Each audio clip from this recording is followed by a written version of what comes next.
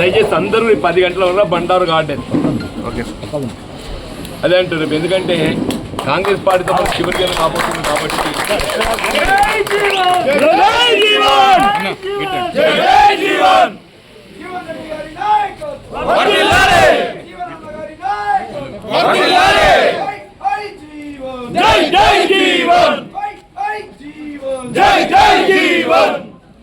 కాంగ్రెస్ పార్టీతో మన చివరి దినం కాబోతుంది.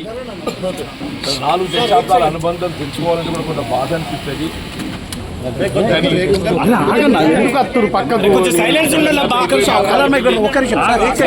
మాసాలకెళ్ళి కొనసాగుతున్న పరిణామాలకు ఏదైతుందో వీళ్ళది పరిష్కారం లేని సమస్యగా మారిపోయిందండి. మరి ఏదైతుందో మిత్రులు మహేష్ గౌడ్ గారు కానీ శ్రీధర్ బాబు గారు కానీ ఎవరు వచ్చినా కానీ ఏదైతుందో వారు వ్యక్తిగతంగా అభిమానం కానివ్వండి, పార్టీ పెద్దలుగా ఏదైతుందో అతన్ని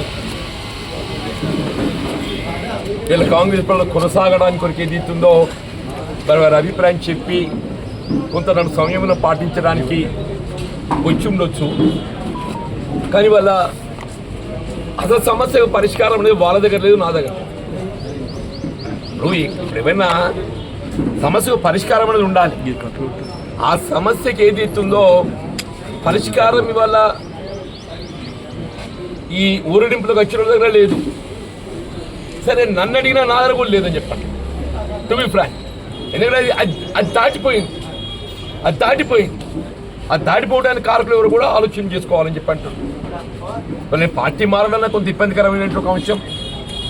రేపు భవిష్యత్తు నేను రాజకీయంగా ఏ నిర్ణయం తీసుకున్నా కానీ నాకు ఈ 4 దశాబ్దాల కాంగ్రెస్ పార్టీ అనుబంధం గౌరవం నేను ఏ మేరే పొందగలుగుతా ఊహించలేనని చెప్పి అంటున్నాను. కానీ ఏదైతుందో ఇవాళ మరి పరిస్థితి అది ఊహించరాంది అయిపోతుందని చెప్పండి. కాబట్టి ఇంతవరకు 4 దశాబ్దాలుగా నన్ను వెన్నంటి ఇలా కేవలం నియోజకవర్గానికి పరిమితం కాకుండా రాష్ట్ర స్థాయిలో నా గౌరవం ఇనుమడింపజేయబడే విధంగా నాకు వెన్నటి నిలిచినటువంటి ఒక నా రాజకీయ సహచరులు వాళ్ళు ముఖ్యంగా చెప్పంటున్న ఐనాడ్సే కార్యకర్తలని వాళ్ళ కుటుంబ సభ్యులు అని చెప్పిన రాజకీయ సహచరులు చెప్పంటున్నా. But for them today I'm at this stage అని చెప్పంటున్నాయి. అలా రాజకీయంగా ఒడిదుడుకులు గెలుపు ఓటములు ఇంకా చూసా. కానీ ఎన్ని ఒడిదుడుకులు ఎదురైనా కానీ ఎన్ని గెలుపోటములు ఎదుర్కొన్నా కానీ ఎన్నడూ కూడా ఏది ఇస్తుందో నా వెన్నంటున్నారు, నాకు ఆత్మస్థైర్యం చెప్పిండ్రు, మనోబలం అన్ని విధాలు సమకూర్చిందని చెప్పంటున్నా. ఇలా రాష్ట్ర స్థాయిలో ఏది ఇస్తుందో జగిత్యాల నియోజకవర్గానికి కాంగ్రెస్ పార్టీ పరంగా ఒక గుర్తింపు, ఒక ఐక్యతకి చిహ్నం జగిత్యాల తీసుకుంటారు ఎవరైనా కానీ చెప్పండి. రాష్ట్ర స్థాయిలో జగిత్యాల నియోజకవర్గం ఐక్యత చిహ్నం తీసుకోవడం, అంత ఐక్యంగా ఇక్కడ పార్టీని రూపొందించుకోవాలని చెప్పి అంటున్నారు.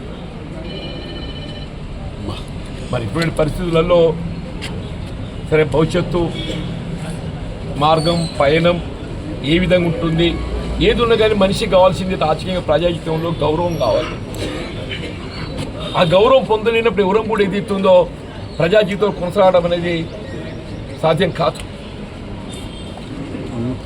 ఇలా మనం రాజకీయ పోరాటం అనేది ఎవరిని చేస్తున్నాం మనకు తెలియాలి. నేను చెప్పంటాం ఒక ప్రత్యక్షంగా రాజకీయ పోరాటం చేయటం మనకు తెలిసి ఎవరిని యుద్ధం చేస్తున్నాం సంగతి. మన పరిస్థితి ఏమైపోయిందంటే నువ్వు ఎవరిని యుద్ధం చేస్తున్నావు తెలుస్తలేదు నీకు. స్వపక్షంతో యుద్ధం చేస్తున్నావా, విపక్షంతో యుద్ధం చేస్తున్నావా? ఇప్పుడు విపక్షంతో ఏది ఇస్తుందో మన పోరాటం రాజకీయంగా చేయవచ్చు, స్వపక్షంతో చేయలేం కదా. ఏమైపోయిందంటే కాంగ్రెస్ పార్టీలో కొనసాగడం అంటే స్వపక్షంతో పోరాటం చేసే పరిస్థితి ఏర్పడుతుందంట.